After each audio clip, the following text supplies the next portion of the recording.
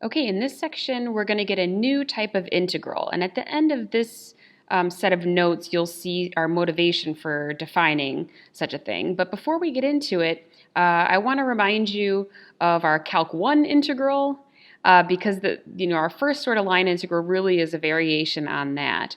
So let's suppose that we have a one variable function, and we construct our usual definite integral. So as you know, the definite integral is constructed from a Riemann sum, like this, and it computes for us the net area between f and the x-axis. So what I'm going to do to this picture is I'm going to sort of bend it a little bit. I'm going to create a new integral, and instead of having this sort of straight line segment domain, I'm going to allow the sort of the domain of the integral to be a curved line. So I'll need 3 dimensions to do this. So consider this new context. Okay, so instead of the domain of a one variable function being this straight sort of line segment from A to B, we're now considering a curved domain. So imagine this curve in the xy plane, and then imagine assigning to each point along this curve a particular height, just like I define through the function f of x a particular height to every single x value that's in between a and b. Well, that would take a 2 variable function because the points along this curve have both x and y coordinates. Okay, so imagine I have a 2 variable function f of xy, and I just look at the fxy values above points along the curve in the xy plane.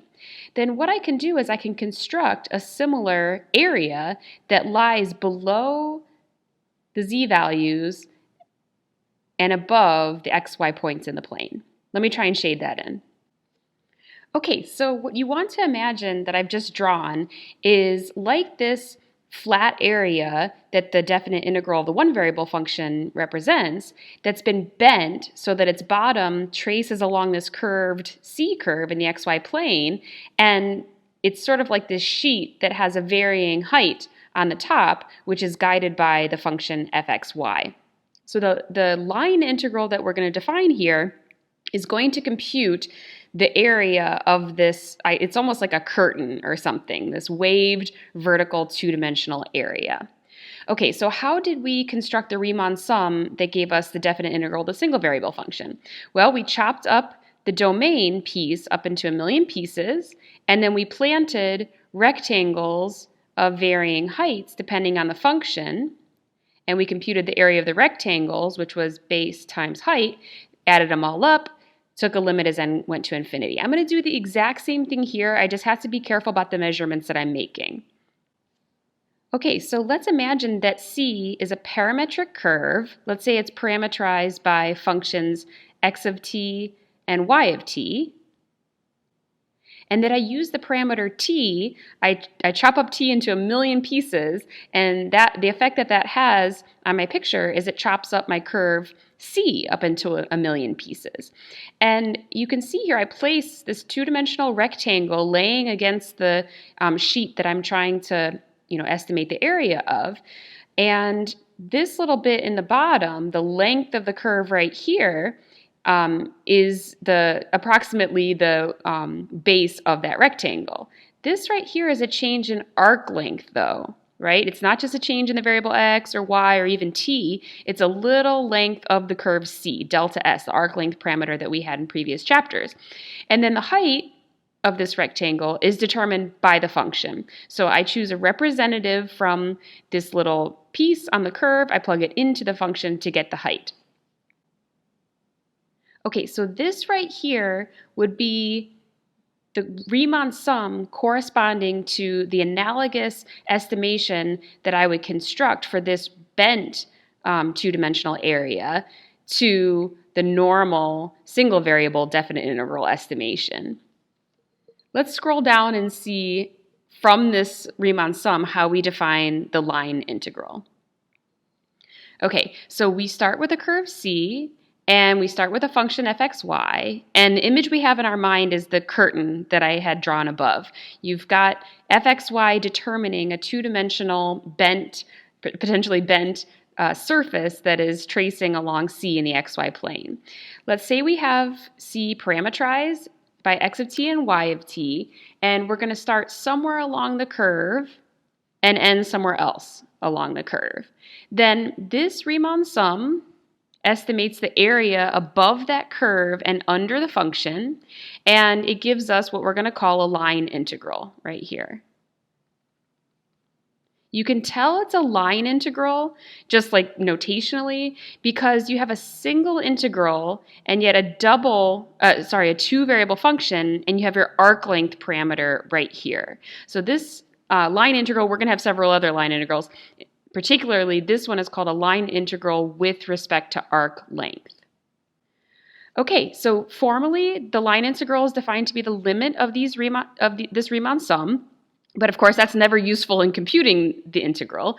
What we have here is a method to compute the line integral of the function over this curve if we have a parameterization of the curve. So you'll recognize this right here as being the arc length unit that you see when you are actually computing the arc length of a parameterized curve.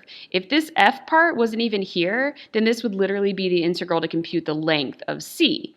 All we're really doing is sort of adding in an fxy into the integrand, and that computes for us the area of the curtain that's written above. Okay, so this is our first line integral. And as I mentioned before, there are going to be a couple more line integrals even in this section, and then throughout the chapter there's going to be a bunch of different kinds of integrals. So I would highly recommend that as you're studying chapter 16, like every day you're reminding yourself what the different types of integrals we have at the moment are, what they compute, and how to compute them. So our first line integral then looks like this. The method to compute it is to parameterize the curve C, that's at least one way, and compute the integral that's above here. And remember what it computes.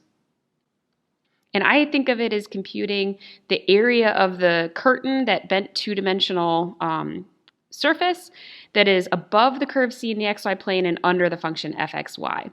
This definition actually generalizes to three variable functions quite easily. We're not going to have the geometric interpretation in that setting, but you can have line integrals with respect to arc length of three variable functions just as easily. All right, let's work on some examples now.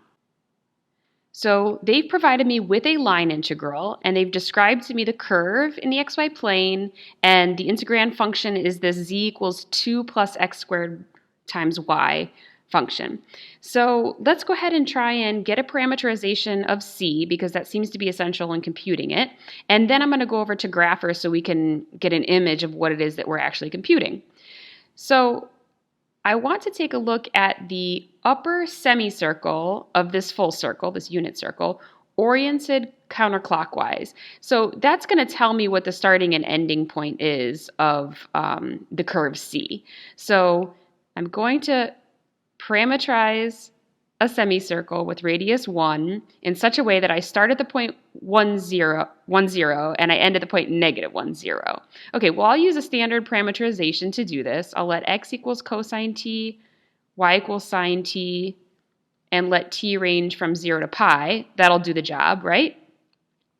And now that I have my parameterization, I can set up my line integral. Okay, off to the side, I'm going to compute what the arc length differential unit is. Remember, it's the square root of the x prime squared plus the y prime squared dt. Okay, so sine squared plus cosine squared is 1, so ds and dt are the same thing here. Okay, now that's all that's left to do is fill in the x and the y with their functions of t, and then replace the arc length parameter with what it is that I've computed off to the side. Okay, let me go over to Grapher so we can get a visual of what that line integral is computing. So here you can see I've got the upper semicircle plotted, and then I'm going to look at the two-dimensional thing that is formed by taking the stuff underneath the function and above that curve in the xy plane. So that line integral that I just set up is finding the area of this two-dimensional object. Okay, you don't need to plot this every single time, but I think it's enormously helpful to remind myself what it is that I'm computing when I'm computing such an integral. Okay, and then all that's left to be done is compute this Calc 1 integral, so I'll do that quickly. Okay, so there you have it. That is the value of this line integral. Again, to recap, we had to parameterize the curve C and then set up the line integral according to this computation formula here. Okay, let's move on to the next example then. Here, the curve that's described, the curve h, is apparently a curve in 3 dimensions. Now, we're not going to have a geometric interpretation for what this line integral represents, but we can compute it just the same by using the exact same formula that I had before.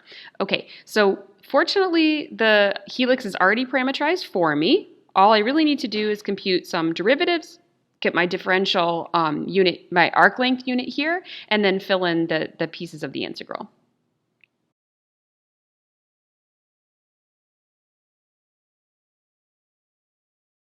Okay, so there you have it. That's the computation of the three-dimensional now line integral across this helix in 3D.